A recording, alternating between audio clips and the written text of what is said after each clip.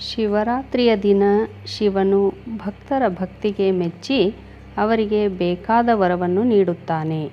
ಭಕ್ತರ ಭಕ್ತಿಗೆ ಅತ್ಯಂತ ಬೇಗನೆ ಪ್ರಸನ್ನವಾಗುವ ದೇವರು ಎಂದರೆ ಅದು ಮಹಾದೇವ. ಇದೇ ಕಾರಣಕ್ಕೆ ಅವನನ್ನು ಭೋಲೆನಾಥ ಎಂದು ಕರೆಯಲಾಗುತ್ತದೆ. ಫಾಲ್ಗುಣ ಮಾಸವು ಶಿವನ ಪೂಜೆಗೆ ಬಹಳ ಮಂಗಳಕರವೆಂದು ಪರಿಗಣಿಸಲಾಗಿದೆ. ಏಕೆಂದರೆ ಈ ತಿಂಗಳಲ್ಲಿ ಬರುವ ಮಹಾಶಿವರಾತ್ರಿಯನ್ನು ಶಿವನನ್ನು ಮೆಚ್ಚಿಸಲು ಬಹಳ ವಿಶೇಷವೆಂದು ಪರಿಗಣಿಸಲಾಗಿದೆ. ಮಹಾಶಿವರಾತ್ರಿಯಂದು ಭಕ್ತರು ಶಿವಲಿಂಗಕ್ಕೆ ಅನೇಕ ವಸ್ತುಗಳನ್ನು ಅರ್ಪಿಸುತ್ತಾರೆ. ಆದರೆ ಈ ದಿನ ಶಿವಲಿಂಗದ ಮೇಲೆ ಈ 5 ವಸ್ತುಗಳನ್ನು ಯಾವುದೇ ಕಾರಣಕ್ಕೂ ಅರ್ಪಿಸಬಾರದು. ಅವು ಯಾವುವೆಂದರೆ ಅರಿಶಿಣ. ಶುಭ ಕಾರ್ಯಗಳಲ್ಲಿ ಅರಿಶಿಣವನ್ನು ಬಳಸುವುದು ಶುಭವೆಂದು ಪರಿಗಣಿಸಲಾಗಿದೆ. ಏಕೆಂದರೆ ಇದನ್ನು ಶುದ್ಧತೆಯ ಸಂಕೇತವೆಂದು ಹೇಳಲಾಗುತ್ತದೆ. ಆದರೆ ಶಿವರಾತ್ರಿಯ ದಿನದಂದು ಶಿವಲಿಂಗಕ್ಕೆ ಅರಿಶಿಣವನ್ನು ಅರ್ಪಿಸುವಂತಿಲ್ಲ. ಕುಂಕುಮ.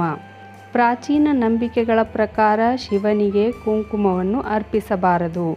ಶಿವನು ಭೂಮಿಯ ಮೇಲೆ ಯೋಗ ಭಂಗಿಯಲ್ಲಿ ವಾಸಿಸುತ್ತಾನೆ. ಕುಂಕುಮವನ್ನು ಅಲಂಕಾರಕ್ಕಾಗಿ ಬಳಸಲಾಗುತ್ತದೆ ಎನ್ನುವುದು ಒಂದು ನಂಬಿಕೆ. ಇದಕ್ಕಾಗಿಯೇ ಶಿವಲಿಂಗದ ಮೇಲೆ ಕುಂಕುಮವನ್ನು ಎಂದಿಗೂ ಅರ್ಪಿಸಬಾರದು. ಮುರಿದು ಹೋದ ಅಕ್ಕಿ ಕಾಳು. ಶಿವನ ಪೂಜೆಯಲ್ಲಿ ಅಕ್ಕಿ ಕಾಳುಗಳನ್ನು ವಿಶೇಷ ಮಹತ್ವವಿದ್ದರೂ ಸಹ ಮಹಾಶಿವರಾತ್ರಿಯ ದಿನದಂದು ಶಿವಲಿಂಗದ ಮೇಲೆ ಮುರಿದ ಅಕ್ಕಿ ಕಾಳುಗಳನ್ನು ಅರ್ಪಿಸಬಾರದು. ತೆಂಗಿನಕಾಯಿ. ಧಾರ್ಮಿಕ ನಂಬಿಕೆಗಳ ಪ್ರಕಾರ ಶಿವರಾತ್ರಿಯ ದಿನದಂದು ಶಿವಲಿಂಗಕ್ಕೆ ತೆಂಗಿನಕಾಯಿ ಅಥವಾ ತೆಂಗಿನ ನೀರನ್ನು ಅರ್ಪಿಸಬಾರದು. ತೆಂಗಿನಕಾಯಿಯನ್ನು ಲಕ್ಷ್ಮೀ ದೇವಿಯ ಒಂದು ರೂಪವೆಂದು ಪರಿಗಣಿಸಲಾಗುತ್ತದೆ. ಹಾಗಾಗಿ ಶಿವಲಿಂಗದ ಮೇಲೆ ತೆಂಗಿನಕಾಯಿಯನ್ನು ಅರ್ಪಿಸಬಾರದು. ತುಳಸಿ. ಮಹಾಶಿವರಾತ್ರಿಯ ದಿನದಂದು ಅಪ್ಪಿತಪ್ಪಿಯೂ ಶಿವಲಿಂಗದ ಮೇಲೆ ತುಳಸಿ ಎಲೆಗಳನ್ನು ಅರ್ಪಿಸಬಾರದು. ತುಳಸಿಯ ಪತಿ ಜಲಂಧರನನ್ನು ಶಿವನು ಕೊಂದನೆಂದು ಹೇಳುತ್ತದೆ ಪುರಾಣ. ಅಲ್ಲದೆ ತುಳಸಿ ಲಕ್ಷ್ಮೀದೇವಿಯ ರೂಪ. ಆದ್ದರಿಂದ ಶಿವಲಿಂಗಕ್ಕೆ ತುಳಸಿಯನ್ನು ಅರ್ಪಿಸಬಾರದು. ಶಿವರಾತ್ರಿಯ ದಿನದಂದು ಉಪವಾಸ ಮಾಡುವುದರಿಂದ ನಿಮಗೆ ಉತ್ತಮ ಆರೋಗ್ಯದ ಜೊತೆಗೆ ಸದ್ಗುಣವೂ ಸಿಗುತ್ತದೆ. ಮಹಾಶಿವರಾತ್ರಿ ಅಂದರೆ ಶಿವನಿಗೆ ಸಮರ್ಪಿತವಾದ ಅದ್ಭುತ ದಿನ. ಈ ದಿನದಂದು ಭಕ್ತರು ಉಪವಾಸ ಮಾಡುವುದು, ಶಿವಪೂಜೆ ಮಾಡುವುದು, ರಾತ್ರಿ ಇಡೀ ಜಾಗರಣೆ ಮಾಡುವುದು ಸಾಮಾನ್ಯ.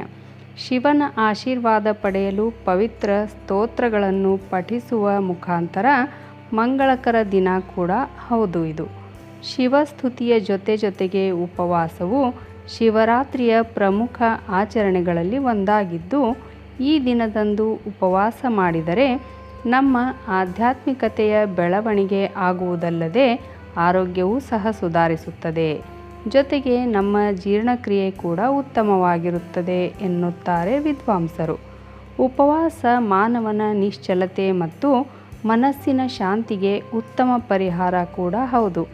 ದೇವಾನುದೇವತೆಗಳ ಹೆಸರಲ್ಲಿ ಮತ್ತು ಶಿವರಾತ್ರಿಯಂತಹ ಹಬ್ಬಗಳಲ್ಲಿ ಉಪವಾಸ ಮಾಡುವುದರಿಂದ ಪುಣ್ಯ ಸಿಗುತ್ತದೆ. ಇದಷ್ಟೇ ಅಲ್ಲದೆ ಉಪವಾಸವು ಮನುಷ್ಯನಿಗೆ 10 ಹಲವು ಕಾರಣಗಳಿಂದ ಉಪಯೋಗಕಾರಿ ಕೂಡ ಹೌದು. ಉಪವಾಸದಿಂದ ಪ್ರಯೋಜನಗಳೇನು ಅಂದರೆ ನಮ್ಮ ದೇಹವು 70% ನೀರಿನಿಂದ ಕೂಡಿದೆ. ಚಂದ್ರನು ಸಮುದ್ರದ ಉಬ್ಬರವಿಳಿತದ ಮೇಲೆ ಪರಿಣಾಮ ಬೀರುವಂತೆಯೇ ಅದು ನಮ್ಮ ದೇಹದ ಜೀರ್ಣಕ್ರಿಯೆ ಮತ್ತು ಮನಸ್ಥಿತಿಯ ಮೇಲೆ ಪರಿಣಾಮ ಬೀರುತ್ತದೆ.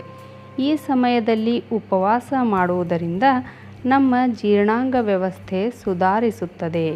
ಉಪವಾಸ ಮಾಡುವುದರಿಂದ ಹಿಡಿದು ಧ್ಯಾನ ಮತ್ತು ಮಂತ್ರ ಸ್ತೋತ್ರಗಳನ್ನು ಪಠಿಸುವುದರಿಂದ ನಮ್ಮ ಒಳಗಿನ ಆತಂಕ ಮತ್ತು ಚಡಪಡಿಕೆಯಂತಹ ಮಾನಸಿಕ ಅಸ್ವಸ್ಥತೆಗಳು ಕಡಿಮೆ ಆಗುತ್ತವೆ. ಮನಸ್ಸು ಮತ್ತು ದೇಹ ಯಾವಾಗಲೂ ಸ್ಥಿರವಾಗಿರುತ್ತದೆ. ಆಗಾಗ ಉಪವಾಸ ಮಾಡುವುದರಿಂದ ನಮ್ಮ ದೇಹದೊಳಗಿನ ತ್ಯಾಜ್ಯ ಉತ್ಪನ್ನಗಳು ತಾವಾಗಿಯೇ ಹೊರಗೆ ಬರುತ್ತವೆ.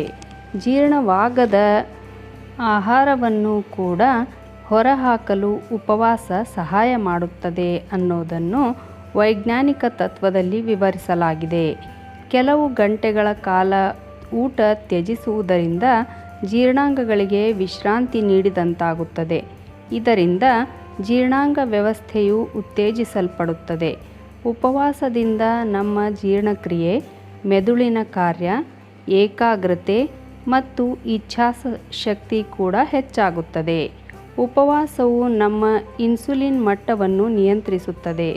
ರಕ್ತದೊತ್ತಡ ಮತ್ತು ರಕ್ತದಲ್ಲಿನ ಸಕ್ಕರೆ ಮಟ್ಟಗಳು ಸಾಮಾನ್ಯವಾಗುತ್ತವೆ.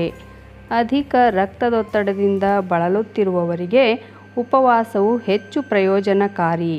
ಉಪವಾಸವು ಆಧ್ಯಾತ್ಮಿಕ ಪ್ರಗತಿಗೆ ಪ್ರಮುಖ ಕಾರಣ ಕೂಡ ಹೌದು. ಆಂತರಿಕ ಶಾಂತಿ ಮತ್ತು ಜ್ಞಾನೋದಯವನ್ನು ನೀಡುತ್ತದೆ. ಮಹಾಶಿವರಾತ್ರಿಯಂದು ಮಂತ್ರ ಪಠಣ, ಧ್ಯಾನ ಮತ್ತು ಜಾಗರಣೆಯ ಹೆಸರಿನಲ್ಲಿ ರಾತ್ರಿಯಲ್ಲಿ ಎಚ್ಚರವಾಗಿರುವುದರಿಂದ ಆಧ್ಯಾತ್ಮಿಕ ಅರಿವು ಕೂಡ ಹೆಚ್ಚಾಗುತ್ತದೆ. ಎಲ್ಲರಿಗೂ ಶಿವರಾತ್ರಿಯ ಹಾರ್ದಿಕ ಶುಭಾಶಯಗಳು. ನನ್ನ ವಿಡಿಯೋವನ್ನು ನೋಡಿದ ತಕ್ಷಣ ನನ್ನ ರತ್ನವಾಣಿ ಚಾನಲನ್ನು ಸಬ್ಸ್ಕ್ರೈಬ್ ಮಾಡಿಕೊಳ್ಳ್ರಿ. ಹಾಗೆ ಒಂದು ಲೈಕ್ ಕೊಡೋದ್ರ ಜೊತೆಗೆ ಹೆಚ್ಚು ಜನರಿಗೆ ಈ ವಿಡಿಯೋವನ್ನು ಶೇರ್ ಮಾಡಿರಿ. ಧನ್ಯವಾದಗಳು.